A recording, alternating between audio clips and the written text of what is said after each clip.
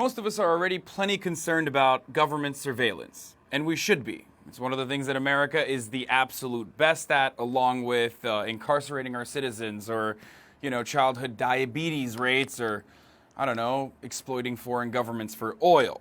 After this story, you're probably going to start wearing a tinfoil hat, or possibly a mask. That's because the FBI now has a face recognition database, and your face is most likely in it. Thanks to the Freedom of Information Act and a comprehensive report from the Government Accountability Office, we now know that the Facial Analysis Comparison and Evaluation Services Unit, or FACE for short, contains more than 400 million images, including 30 million mugshots, driver's license photos from 16 states, the State Department's visa and passport database, and the biometric database maintained by the Defense Department. This is horrible.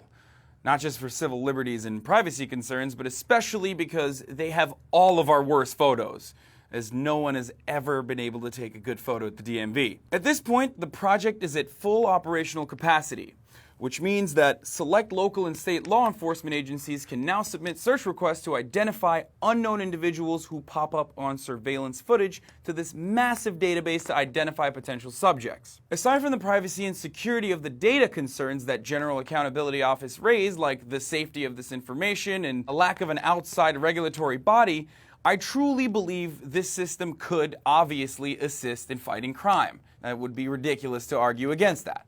However, when paired with systems moving over to the cloud and their vulnerabilities, as we've seen in plenty of celebrity leaks in the past, the Patriot Act's vague boundaries, and crime prevention programs that provide surveillance round the clock, this program could be abused.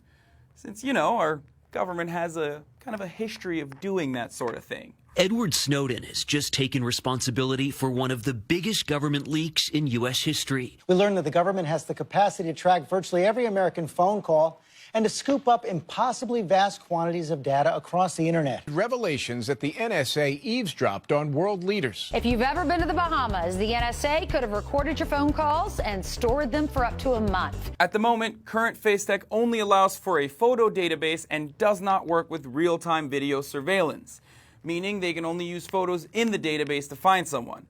But this will quickly change with improvements in technology like facial pattern recognition technology that's available on Snapchat. And that's just an app where humans can pretend to be dogs. So before we know it, we could have a system that can find anyone, anywhere, as long as they're around a video camera that's connected to the internet. And that's something that's very significant because the FBI director himself will tell you, even he's afraid of his webcam being breached. Now you may think, well, that sounds like a great thing. We could find victims of kidnapping or murderers, criminals, and even terrorists. But video surveillance hasn't exactly proven to be effective. For one thing, suicide attackers are clearly not deterred by cameras, as was the case with the Boston Marathon bombings. And even with the millions of dollars that have poured into facial recognition software, the Tsarnaev brothers could not be matched with just the software alone, despite having an array of photos and already being in the system. Or take Britain, for example.